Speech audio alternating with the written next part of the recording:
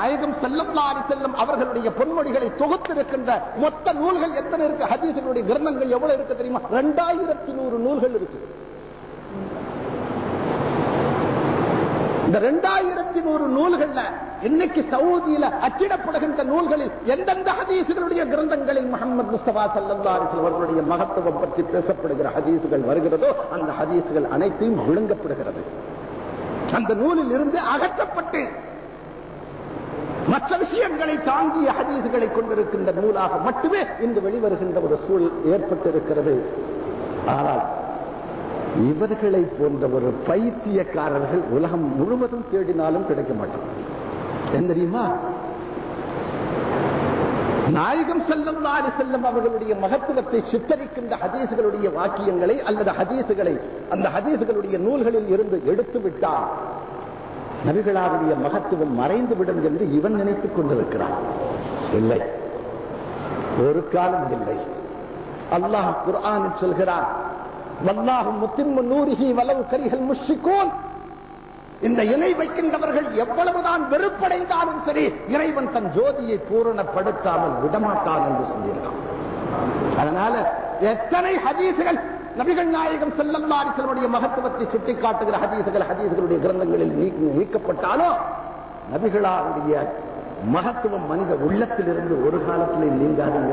அதை எவனாலையும் நீக்க முடியாது. இன்னொரு ரகசியத்தையும் நான் சொல்லித் தருகிறேன். நாயகம் ஸல்லல்லாஹு அலைஹி வஸல்லம் அவர்களுடைய மகத்துவம் எந்த மனிதனுடைய உள்ளத்திற்கு வெளிப்படுத்தி காட்டப்படுகிறதோ அவன்தான் உண்மை விசுவாசியாக முடியும். நபிகளாருடைய மகத்துவத்தை விளங்காத எந்த உள்ளமும் தன்னை படைத்தவனையும் அறியாது, தன்னையும் அறியாது, தன் ரசூலையும் அறியாது. மன்கான ஃபீ ஹாதிஹி ஆமா ஃபஹுவ ஃபில் ஆகிரத்தி ஆமா வ அضل சபீலா. இந்த பூமியிலும் அவன் குருடனாக, அந்தகனாக, நாளை மறுமையிலும் அவன் அந்தகனாகத்தான் நிற்பானே தவிர வேறொன்றும் அவனுக்கு இல்லை என்று திருக்குர்ஆன் தீர்ப்பளித்துக் கொண்டிருக்கிறது. என்றால்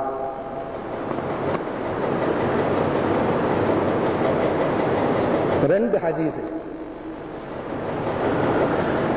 ஹதீஸை உங்களுடைய கவனத்திற்கு நான் தந்திருக்கிறேன். ஒரு ஹதீஸ், அல்லாஹ் மறைந்த தன்னை தான் யார் என்று தெரிந்து கொள்ளாத ஒரு புதையலாக கிடந்தான். அப்போது அவன் தன்னை தெரிந்து கொள்ள ஆசைப்பட்டான். ஆசைப்பட்ட போது அந்த ஆசையின் விளைவு சிருஷ்டிகளை உருவாக்கினார். இது ஒரு ஹதீஸ். குன்து கன்ஸன் மக்ஃபியா ஃபஅஹ்பப்து அன் உஅரஃப ஃபഖலக்துல் ഖல்க என்ற ஒரு ஹதீஸை நான் சொன்னேன். இரண்டாவது ஹதீஸ், அவன் ஆசைப்பட்ட போது அந்த ஆசையை நிறைவேற்றுவதற்குரிய சாதனமாக அல்லாஹ் தஆலா முதலாக எதை படைத்தான் என்ற கேள்வி வந்தபோது புகாரியில் பதிவு செய்யப்பட்டிருக்கின்ற ஜாபிர் ரலியல்லாஹு அன்ஹு அவர்களை கொண்டு அறிவிக்கப்படுகின்ற இரண்டாவது ஹதீஸை உங்கள் கவனத்திற்கு நான் தந்தேன். முஹம்மது முஸ்தபா ஸல்லல்லாஹு அலைஹி வஸல்லம் அவர்கள் சொன்னார்கள், ஜாபிரே, முதலாக அல்லாஹ் தஆலா உன் நபியினுடைய ஒளியை படைத்தான், ஜோதியை படைத்தான் என்றால் அந்த ஜோதிதான் அவனுடைய நோக்கத்தை நிறைவேற்றுவதற்குரிய சாதனமாக நின்றது. விளங்கா? நான் சொல்றது உங்களுக்கு விளங்குதா? ஈஸியா விளங்குதா? கஷ்டமா இருக்கா? கஷ்டமா இருக்கா இல்ல எளிதாக விளங்குதா? ஈஸியா விளங்குது. அல்ஹம்துலில்லாஹ்.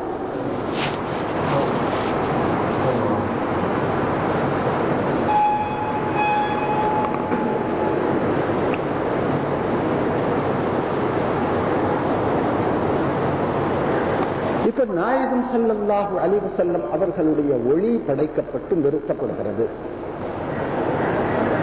ஜாபிர் ரலியல்லாஹு அன்ஹு அவர்களுடைய அறிவிப்பில் காணப்படுகிற ஹதீஸினுடைய கூற்றுப்படி அடுத்து அபூபக்கர் இப்னு சித்தீக் ரலியல்லாஹு அன்ஹு அவர்களை கொண்டு அறிவிக்கப்படுகின்ற ஒரு ஹதீஸ். இந்த ஹதீஸ் ரியாதுஸ் ஸாலிஹீன் என்று சொல்லப்படுகிற நூலில் குறிக்கப்பட்டிருக்கிறது.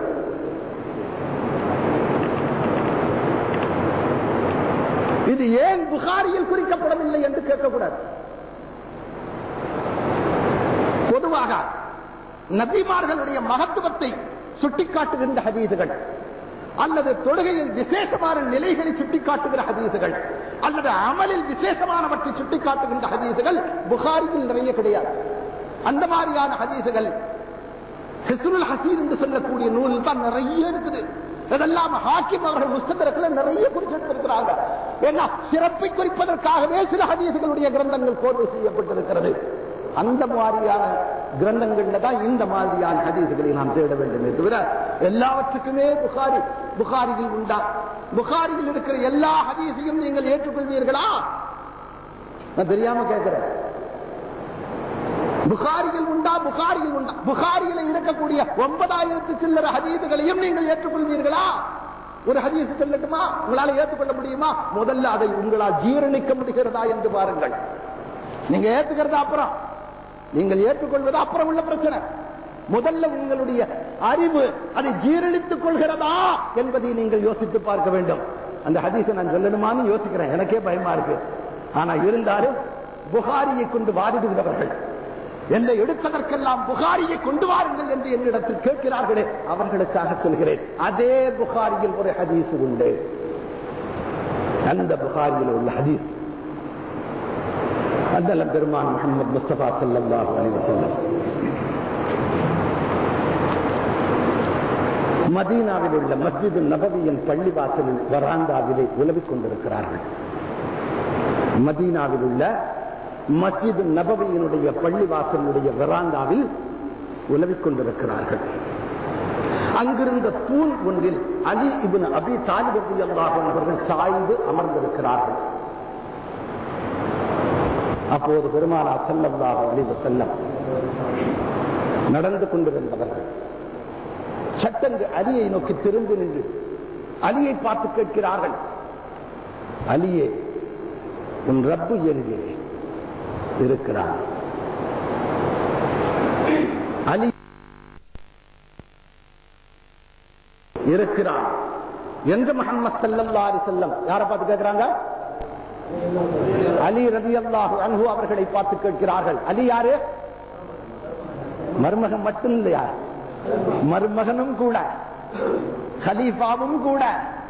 அதற்கு மேலே இன்னொரு படித்தரம் அலிக்கு உண்டு. அந்த படித்தரம் பாபுல் அலி, நபி அவர்களுடைய கல்வியின் கேந்திரத்தின் வாசல் படியே அலி என்றால் எத்தனை மகத்துவத்திற்கு உரியவர்களாக அவர்கள் திகழ வேண்டும். அவர்களை பார்த்து நபி அவர்கள் கேட்கிறார்கள், அலியே, உன் ரப்பு இப்போது எங்கே இருக்கிறார்? கேட்பவர் யார்? ரசூல். கேட்கப்படுவது யாரிடத்திலே?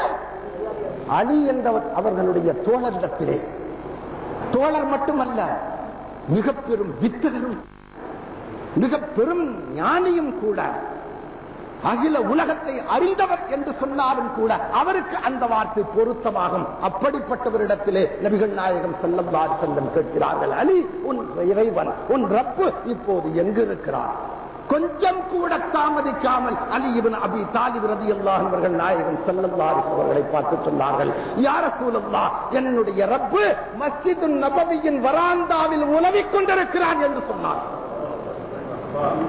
என்னுடைய ரப்பு மஸ்ஜித் நபவியினுடைய வராந்தாவில் உலவிக் கொண்டிருக்கிறான். ஜீரணிக்க முடிகிறதா? புகாரி என்று சொன்னீர்களே, புகாரியினுடைய ஹதீஸை நான் கொண்டு வந்து தந்தால் உங்களால் அதை ஜீரணிக்கவாவது முடிகிறதா? உங்களுடைய புத்தி அதை கேட்டவுடனே மயங்கவில்லை, மலைக்கு போகவில்லை, திகைக்கவில்லை, தடுமாறவில்லை. எப்படி ரப்பு என்ற வார்த்தையை நாயகம் ஸல்லல்லாஹு அலைஹி வஸல்லம் அவர்களுக்கு சொல்லலாம் என்று நீங்கள் யோசிக்கவில்லை? நீங்கள் யோசிக்க வேண்டாம். ரப்பு என்ற வார்த்தையை அல்லாஹ் அல்லாதவர்களுக்கு சொல்லுவது கூடும் என்பது மார்க்கத்தின் தீர்ப்பு. அதனால பயப்பட வேண்டாம். நீங்கள் மயங்கி போகின்ற அளவுக்கு உரிய ஒரு வார்த்தையை நான் கொண்டு வந்த ஹதீஸில் இருந்து எடுத்துக் கொடுக்கவில்லை. இனி மயங்கி போகிறவர்கள் ஒரு சாரார் நம்மிடத்தில் இருக்கிறார்கள். அவர்களுக்காகத்தான் நான் இந்த ஹதீஸையே நான் வெளியே சொன்னேன். என்றால் என்னுடைய நோக்கம் எந்த ஹதீஸை வெளியே சொல்லி நபிகளாருடைய மகத்துவத்தை சுட்டிக்காட்டுவது என் நோக்கம் அல்ல. ஏன் தெரியுமா? ரப்பு என்ற வார்த்தை நபி அவர்களுக்கு மட்டும் சொல்லப்பட்டதல்ல. ஏற்கனவே குர்ஆனுக்குள்ளே சையதுனா யூசுப் அலைஹிஸ்ஸலாம் அவர்களுக்கு அவர்களுடைய சமூகத்தினுடைய மக்கள் அவர்களை ரப்பு என்ற வார்த்தையை அழைத்ததை குர்ஆன் நமக்கு சொல்லி காட்டிவிட்டது. யூசுப் நபியை ரப்பு என்று சொன்ன வார்த்தையை எங்களுடைய நபிகள் நாயகம் ஸல்லல்லாஹு அலைஹி வஸல்லம் அவர்களுக்கு சொன்னதில் ஆச்சரியம் என்ன இருக்க முடியும்? அதைவிட உயர்ந்த வார்த்தை தேவை. ஏன்? யூசுப் நபிக்கும் எங்களுடைய ரசூலாக நின்று கொண்டிருக்கிறவர்கள். ஆகவே யூசுப்புக்கு கொடுக்கப்பட்ட படித்தரத்தை எங்களுடைய நபிக்கு தர முடியாது. ஏன் தெரியுமா? யூசுப்புக்கு